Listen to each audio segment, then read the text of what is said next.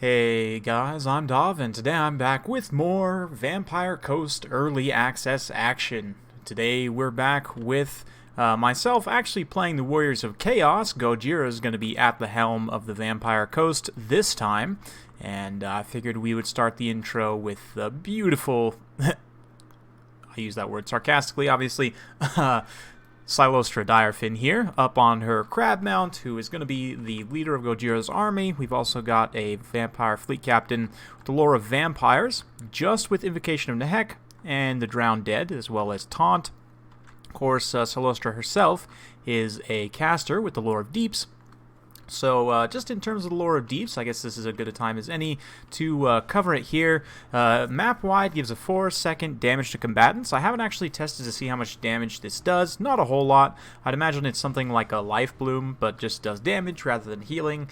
Map-wide, pretty decent effect overall. Definitely. Free damage is free damage. Spiteful Shot is going to be one of the basic spells. 90 accuracy and magic damage can make, the hilariously inaccurate Vampire Coast units suddenly very accurate. Also very good for taking down ethereal units, physical resistance, and so on. Denizens of the Deep summons some Rotting Prometheans, so Crab Lady, Big Crab Lady, not to be confused with Little Crab Lady, is able to summon more crabs, obviously, which is just wonderful. We've got Vanguy's Revenge. This is the big AoE damage spell, big wind spell. Very, very cool animation, very flashy. I'm sure you guys have seen it already. We've got Arcane Conduit. The Song of Enthrallment is one of her abilities. It's not a spell, but just an ability. Gives that area of effect minus 48% speed, which is massive, and minus 26 melee attack, meaning that she can run in and be the giant distraction crab and just kind of bog everyone down. Of course, she's got 150 armor, decent armor-piercing weapon strength, and okay combat stats, especially for a caster. And the last ability here, Ghost of the Past. This is kind of her very unique special ability. The only way you can get access to cavalry as the Vampire Coast is to bring Silostra, and then you get this ability here, summons 2 units of Knights Errant that are ethereal, damned Knights Errant. So very, very cool legendary lord here. Quickly glossing over the rest of the army, we've got a couple of deck gunners. These guys are going to be your long-range, armor-piercing variant. These guys are not the Regiment of Renown version. I know previously I'd shown off the Regiment of Renown version of these guys. These guys, rather than having Discouraged, just have Shield Breakers. They'll lower opponent's missile parry. Got 2 units of Syrenes here. They've also got a bound melee effect. Minus 9 melee attack, which is very strong, as long as they don't get hit by magic damage. A very nice unit to kind of soak in, especially to put on elite units to kind of debuff them. Got armor-piercing damage, obviously. No armor and physical resistance. No armor and lots of physical resistance, I should say, as they are ethereal. Fear and Terror as well, but relatively low HP. Got a front line with some deckhand mobs with polearms, a couple of regular old deckhand mobs, and yeah, that's pretty much it. Looks like a couple depth guard with polearms in the back. This is the elite unit. Once again, you can kind of think of these guys almost like dismounted Blood Knights. This is the halberd variant. Obviously, there's the dual axe variant as well. Relatively low model count, relatively low HP, but they have insanely good stats to compensate. Not to mention they have the hunger, so they'll regenerate while they're in melee, plus frenzy, and all that jazz. So yeah, let's go ahead and look at my army, and no surprises here. Big Bird is going to be the legendary lord, and the best lord choice by far and away in this matchup because of the extreme danger that you're going to be in from missiles. Starthrel, with his ever-present missile resistance, makes him such a key figure in so many matchups, and this matchup is no exception. The rest of the army is actually pretty boring. So as you can see, we've just gone with a massive shielded Chaos Rush. There's no cavalry, there's no mobile units outside of Sarthrel. There's just chosen Chaos Warriors, a couple of Marauders as well, all with sword and board. Sarthrel going to come down and drop that, let's see, Gehenna's Golden Hounds there, obviously targeting the ethereal units. Sarthrel himself does magic damage. I've also got layered in here a couple units of Aspiring Champions. These guys also do magic damage as well, of course, with their awesome Chaos Blades. So the Syrenes are definitely in for a tough time. You can see Big Bird already kind of harassing in here. There's not really a whole lot. I mean, Silostra can come try and respond here. Especially if she drops that speed debuff, she can potentially put a nasty working on Big Bird, but I'm going to go ahead and just pull out. Big Bird having no problem wading through the zombies as per usual. Good to know that that hasn't changed. But the deck gunner's doing some really good damage, just about finished off this one unit of Aspiring Champions here, so Goji definitely knowing the targets he needs to go after to try and protect these Sirens. But ultimately, with Sarthrel having the magic damage and the spells to boot, it's going to be a tough time, but you can see we've got Chaos Warriors in the front line. The back line is the Chosen. We've got Mirror Guard as well. Going to be moving in to start the engagement with these deckhands here. You can see them trying to fight as best they can against Chaos Warriors. It will take the Chaos Warriors some time to chew through this, but Big Bird, meanwhile, tries to go in the back line to, you know, get a little cheeky with Salostra, but that crab is just beating the brakes off of him right now. He's really just getting knocked around like crazy. Sarthrel has a lot of mass, but when he's facing other monsters like this, it's really easy for him to get knocked around. But, yeah, he is going to be able to get up and get out of there. Salostra definitely kicking his trash right now, so he's going to go ahead and drop a quick rear charge onto these Sirens here, drop a little bit of magic damage, help support the leadership. But, oh man, here comes the spell. Such a cool casting animation, way over the top. And then we get some crabs. Just what we needed. Some insanely loud rotting Prometheans here. Also pushing through, trying to get onto Sarthrel, but we're going to send in the reserves of Chosen. I had been keeping my Chosen more or less in reserve, just waiting till the Chaos Warriors cut through some of the chaff in the front line, or get cut through, whichever comes first. But we go ahead and send in the Chosen to deal with these summoned rotting Prometheans here. Another Gehenna's Golden Hounds going down in the back line. You can see Silostra just absolutely having a ball here. I don't know if you guys can hear, but she's actually singing as well. Yeah, Sarthrel gonna have to avoid her as much as possible, just because she's a big threat to him. You can see the deck gunners are starting to go after him as well. Despite the missile resistance, this will still do damage over time, especially because these guys don't have magic damage, so very good use of the deck gunners there, even though you may not necessarily think so. In this particular situation, there's really not much that Gojira can do to actually catch Sarthrel at this point, but you can see balance of power is slightly in the Vampire Coast's favor at this point. The Chaos Infantry, though, for the most part, is pretty healthy. We have lost a couple of Chaos Warriors here and there. Marauders out on the flank, not faring too well here, but more Searing Doom. And here come the Bretonnian Knights, the ethereal Bretonnian Knights, summoned by Salostra. Very cool looking, these Knights Errant here. Going to be dropping a rear charge in just a moment. Thankfully, these Chosen, because they're such a tanky unit, they're going to be relatively safe here, but you can see Silostra got that Overcast Plague of Rust, still only at 90 armor, but more summons coming in from the Vampire Fleet Captain, so Gojira definitely just trying to play the outnumber game. And at this point, Sarthrel is very low. Gojira had potentially a good opportunity to trap him in with the rotting Prometheans there. Unfortunately, Sarthrel was able to escape, but if he had been able to take down Sarthrel, a lot of these Chaos units would have start having leadership issues. We could potentially get like a mass terror out, especially for some of these like Chaos Warriors and others who are getting a little bit low on leadership. But thankfully, Big Bird's still alive at this point in the back line, going after the Fleet Captain. Captain's a relatively squishy character in terms of her armor. She has good melee attack, but not the greatest melee defense, so Sarthrel can definitely put a beating on her, especially with that 40 charge bonus active. But yeah, we don't want to sit in sustained combat for too long, just because Sarthrel is so low on HP. I'm actually going to go ahead and pull the Captain through some Chosen here and try and let the Chosen deal with her. Obviously, they have just as good combat stats as her, more or less.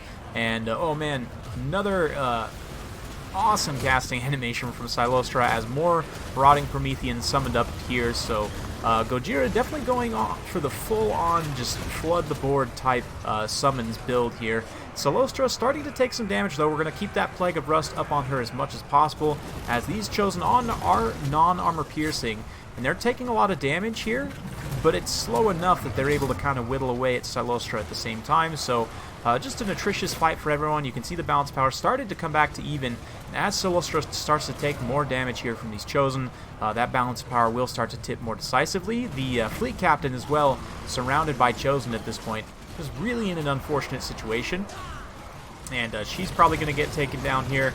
That is going to cut the vampires off from their healing, which is pretty rough. I mean, obviously, a lot of these units are pretty tanky. May not necessarily need healing, but definitely would be useful to have. But yeah, you can see most of the zombies at this point have crumbled away. More infantry coming in from the side, and at this point, it looks to be a pretty convincing victory for the Warriors of Chaos. Don't tell that to Big Bird, though. He is literally getting sat on by this giant crab with a giant ghost lady on it. It's just the most ridiculous situation. But yeah, Sarthrel going to barely squeak away there with just a sliver of HP, literally alive by about 500 HP there. And Silostra just unfortunately not able to catch him, going to get distracted by all of these Chosen here. And they're going to begin to drag her down finally, but yeah. Silostra is extremely tanky up on that crab. I have to say, I'm very, very impressed. Looks like we're going to get some more Ethereal Bretonnian Knights. And Big Bird's just going to charge his way over and interrupt them. He's very, very low on HP at this point, but I figured he'd probably be able to stand up to this. He does have some magic resistance. These Knights Errant, you know, they didn't get their charge, and also, you know, because of his magic resistance, hopefully he can resist some of that damage there, at least long enough to get some damage done in return. And you can see the magic damage from Sarthrel there definitely cuts through those Knights Errant without too much issue. And at this point, it's pretty much just Giant Ghost Lady here, and she's even crumbling herself. So, yeah, very fun battle. Well played, Gojira. I wouldn't say that this is the most competitive build. I do think that either Harkon or Noctilus are going to be the most competitive lords in most matchups. I do think that this is no exception, but it's nice to see Silostra in action and the Lore of the Deeps. Always nice to see, and a very fun battle nonetheless. And I do think that this Chaos build here is sort of the recipe for success against the Vampire Coast. I mean, obviously it lacks pretty majorly tactical flexibility, because the Vampire Coasts themselves are just painfully slow mostly across the board. You can pretty much expect that you'll be able to get into contact even with your slower, you know, Chosen and things like that.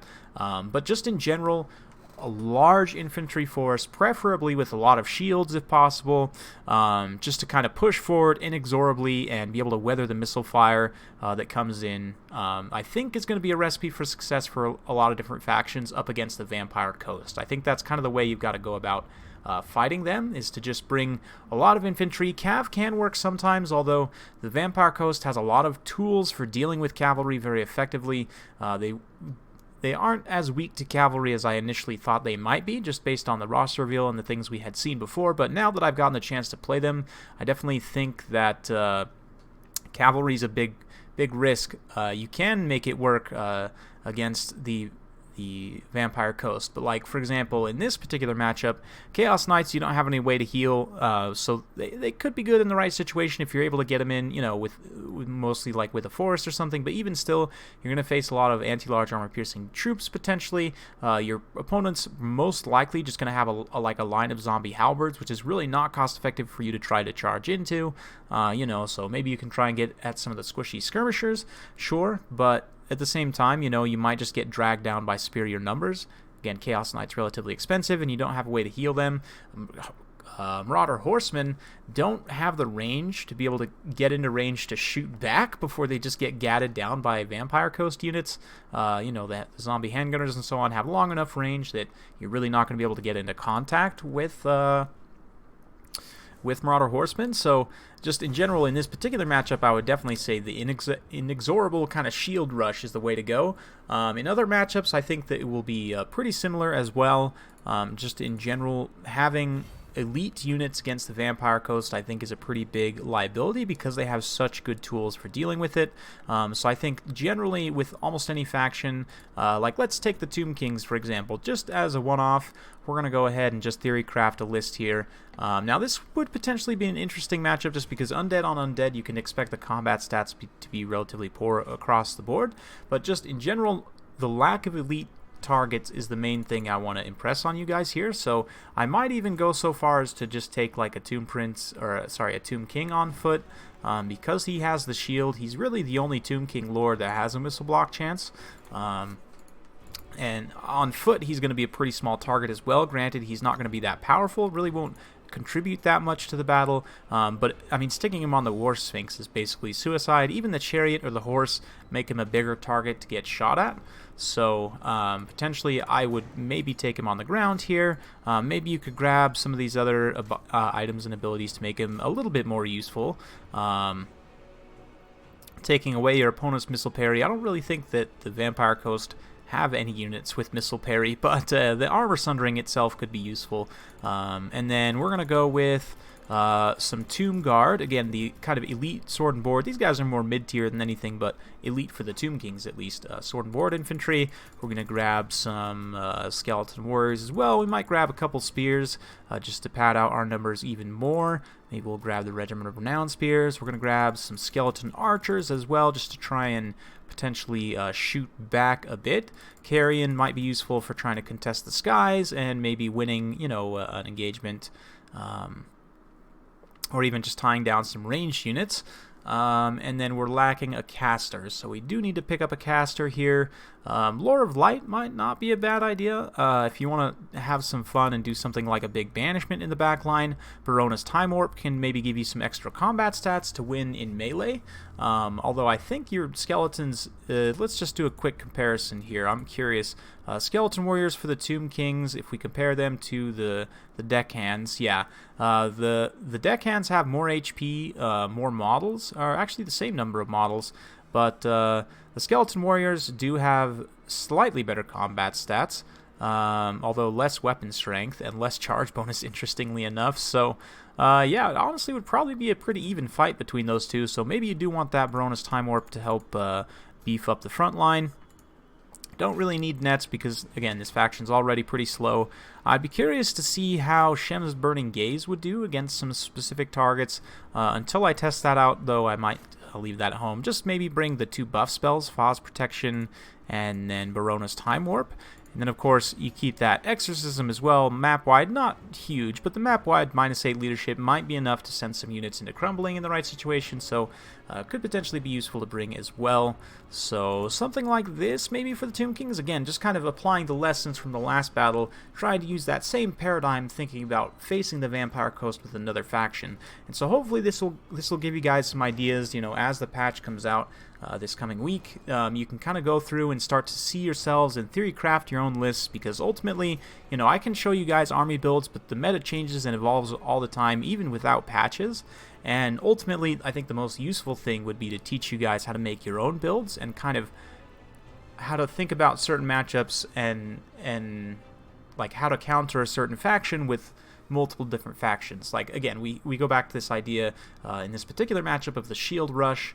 This time it's obviously less elite, but we have a lot more numbers, and we've also got some archers with a pretty decent range that can shoot back. We've also got some good armor sundering options as well, so this could potentially be pretty tough for the Vampire Coast to deal with. Obviously, with the extra funds, I would probably just dole out some chevrons to juice up some combat stats of, like, especially these frontline troops here. You can really make them more effective, although they're still not going to be wildly effective. But if you at least have this Tomb King buffing up the front line with that My Will Be Done, you can drop that Barona's Time Warp, maybe some other buffs. Again, I don't know that this would actually work. I haven't actually tried this list at all. But again, just kind of trying to apply the lessons from the previous battle to a different matchup. But I definitely think that the kind of infantry shield rush is going to be the way to go against the Vampire Coast. We'll see. Some other matchups, they may find some other opponents that can do some different things, but just in general, based on my impressions, it seems like that's going to be the most effective way of fighting the Vampire Coast. So let me know what you guys think in the comments down below. Hopefully you enjoyed watching this. If you did, be sure to like, subscribe, hit that bell notification button. If you found it interesting, informative, or entertaining, be sure to share with your friends. And yeah, I appreciate it all. Thank you very much for watching. We'll see you next time.